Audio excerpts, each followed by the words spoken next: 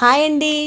ఎంతో tasty, healthy, easy carrot పెరుగు పచ్చడి రెసిపీ మీకోసం.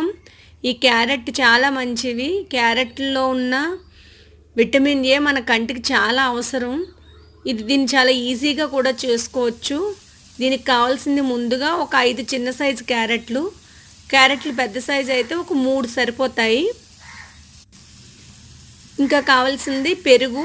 ఈ పెరుగు కొంచెం పుల్లగా ఉంటే బాగుంటుంది, మరి చప్పగా ఉంటే అంత టేస్ట్ అనిపించదు. ఇంకా దీనికి మనకు కావాల్సింది కొంచెం కొత్తిమీర, ఒక 2 పచ్చిమిరపకాయలు, ఆవాలు, కరివేపాకు, ఒక ఎండుమిరపకాయ, ఇంకా 1/2 స్పూన్ నెయ్యి. నూనె వద్దు, నెయ్యి అయితేనే మంచిది. నూనె పెరుగు కాంబినేషన్ మంచిది కాదు. నెక్స్ట్ కొంచెం టేస్ట్కి సరిపడా సాల్ట్.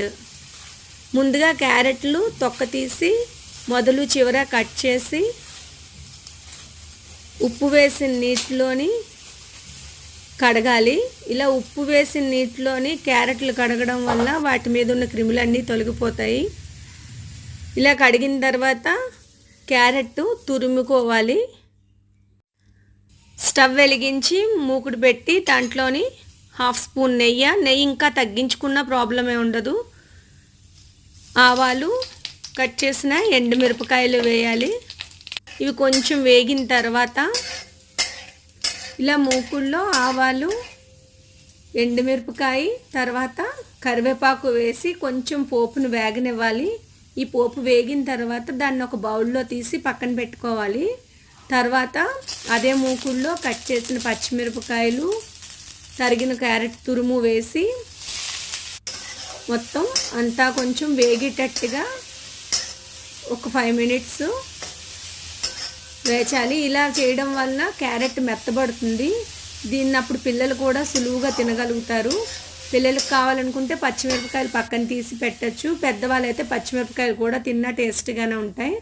దాంట్లో చిన్న చిటికెడు పసుపు వేయాలి.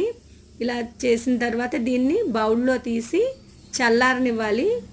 ఇలా కొంచెం చల్లారిన తర్వాత అప్పుడు ఉప్పు, పెరుగు వేసి బాగా కలిసిన తర్వాత ముందుగా బౌల్లో తీసి పెట్టుకున్న పోపును కూడా వేసి మొత్తం అంతా కలపాలి. ఇలా కలిపితే అంతే, క్యారెట్ పెరుగు పచ్చడి ready. Thank you for watching my video. Please subscribe my channel.